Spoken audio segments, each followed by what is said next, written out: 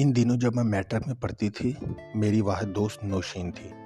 ہم دونوں کے گھر ایک ہی محلے میں تھے، تبھی اکٹھے اسکول جاتے تھے۔ ہمارے اسکول کے سامنے چند ہی بیرکس بنی ہوئی تھیں جن میں کیڈٹ ٹریننگ لیا کرتے تھے۔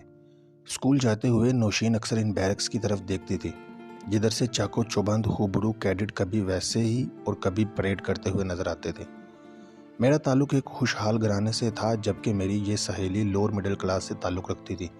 وہ ایک کمرے کے کوارٹر میں ماں باپ اور 6 بہن بھائیوں کے ساتھ رہتی تھی۔ اس کے والد بیرکس کے خانساماں تھے، لہٰذا ان کو رہائش، کھانا اور میڈیکل کی سہولت حاصل تھی۔ یوں ان کا گزارا ٹھیک ہو رہا تھا۔ جب ہم سکول جا رہے تھے تو کیڈٹ کی پریڈ ختم ہوئی اور کیڈٹ وہاں سے نکل کر اپنے رہائشی یونٹس کی طرف رواں دواں ہو جاتے تھے۔ ان میں گلریز خان بھی تھا، جو نہایت خوبرو، لمبا ترنگا اور سرخ و سفید رنگ والا نوجوان تھا۔ نوشین کے والد کی وجہ سے وہ نوشین کو جانتا تھا، کیونکہ گلریز کا کھانا وہی پکاتے تھے۔ میری سہیلی کو یہ خوبرو کیڈٹ بہت پسند تھا۔ اس کا جی چاہتا کہ وہ گلریز سے بات کرے، مگر وہ بے نیازی سے ہمارے پاس سے گزر جاتا تھا۔ ایک دن اچانک ہمارے راستے میں آ گیا تو نوشین کے کہنے پر میں نے اس کو سلام کیا۔ اس نے چونک کر میری جانب دیکھا تو میں نے فوراً کہا، معاف کیجیے گا، جان پہچان کے لیے یہ بہت ضروری تھا۔ ابھی میں نے اسی قدر کہا تھا کہ ترنت نوشین نے ایک رکا آگے بڑھا دیا جو وہ پہلے سے لکھ کر لائی تھی۔ اگلے روز اسی وقت پھر وہ وہی نوجوان ہم کو راستے میں ملا۔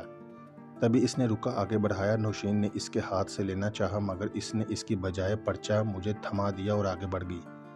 میں نہیں جانتی اس حرکت سے نوشین پر کیا گزری۔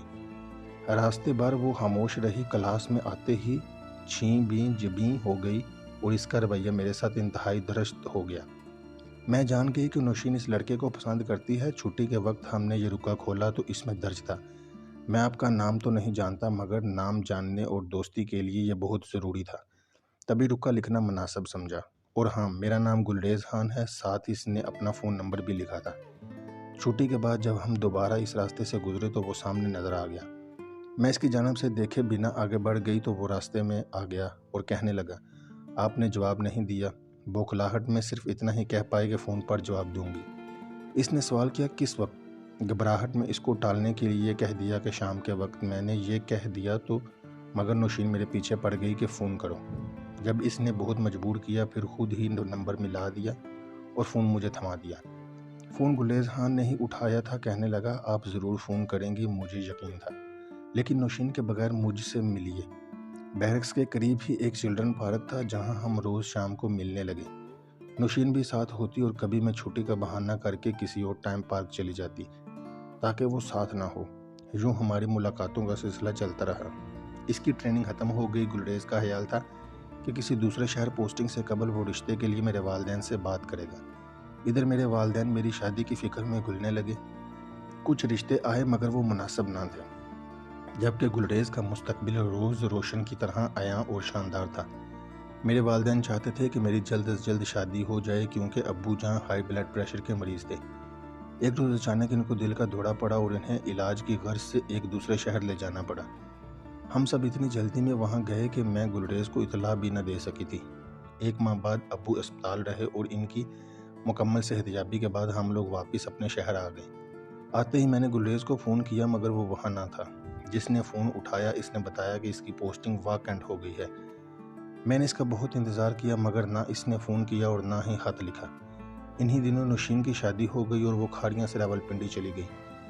میں اکیلی رہ گئی۔ اب دل کا حال بھی کس سے کہتی، اس کے سوا میری اور کوئی دوست بھی نہیں تھی۔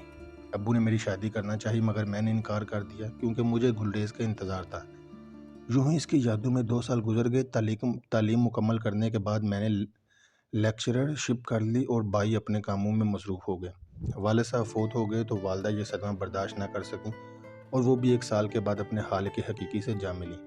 پھر یکے بعد دیگر بھائیوں کی شادیاں ہو گئیں اور میری ٹرانسفر مری سے ہو گئی، جہاں میں ہاسٹل میں رہتی تھی۔ ماہ اور سال پر لگا کر اڑتے چلے گئے۔ میں جب بھی بیتے دنوں کو یاد کرتی تو آنسو نکل پڑتے اور میں گزرتے وقت کو مٹھی میں بند کرنے کی کوشش کرتی، مگر لمحے سرسراہتی ریت کی طرح زندگی کے روز و شب سے نکلتے چلے گئے۔ یوں 10-12 سال اور بیت گئے۔ انہی دنوں ہمارے اسکول نے آرمی کے ایک فنکشن میں شمولیت کی۔ وہاں اچانک ہی مجھے گلریز نظر آئے۔ اب وہ پہلے جیسا نہ رہے تھے، نہ ہی ان میں لڑکوں جیسا کھلنڈر پن تھا، اور وہ شوخی بھی نہ تھی جو کیڈٹ میں لوگوں کا خاصہ ہوتی تھی۔ اب وہ ایک سنجیدہ آفیسر تھے اور کنپٹیوں پر سفید بال جلملا رہے تھے۔ جب ان کی نظر مجھ پر پڑی تو فوراً ہال سے نکل پڑے۔ میں بھی ان کے پیچھے گئی اور ان کو راستے میں جا لیا۔ گلریز خان، تم کہاں چلے گئے تھے؟ میں نے تمہارا بہت انتظار کیا، انہوں نے جواب میں پوچھا۔ تمہارا شوہر ٹھیک ہے؟ میں گنگ ہو کر ان کی طرف دیکھتی رہ گئی کہ یہ کیسا سوال ہے۔ میرا شوہر؟ ہاں تمہارا شوہر، مگر آپ سے کس نے کہا کہ میری شادی ہو گئی؟ کہنے لگے، اوہ مجھے تمہیں پہلے بتا دینا چاہیے تھا کہ نوشین میری محبت میں گرفتار تھی، اور اسی نے مجھے کہا تھا کہ تمہاری شادی ہو گئی ہے اور تم بیاہ کا سوات چلی گئی ہو۔ میں 2 ہفتے تک تمہارے گھر کے چکر لگاتا رہا، مگر وہاں تالا لگا ہوا تھا۔ فون کرتا تو فون کوئی نہ اٹھاتا تھا۔ تبھی میں نے یہ سچ جانا کہ تمہارے گھر والے تمہارے ساتھ گاؤں چلے گئے ہیں تمہاری شادی کرانے۔ یہ سن کر میں نے سر تھام لیا اور اس کو بتایا کہ نوشین نے غلط بتایا۔ ہم لوگ صحت پریشان میں ابو کے علاج کے سلسلے میں 1 ماہ کے لیے کراچی چلے گئے تھے، کیونکہ وہاں میرے تایا ابو ڈاکٹر تھے۔ گلریز کو یہ سن کر حیرت ہوئی کہ میں نے اس کے انتظار کی آس میں ابھی تک شادی نہیں کی۔ اس نے بتایا کہ شادی تو اس نے بھی نہیں کی، یوں خدا نے ہم کو ملا دیا کیونکہ ہماری محبت سچی تھی۔ آج میں مسز گلریز ہوں اور اپنے گھر کی بہت خوش ہوں۔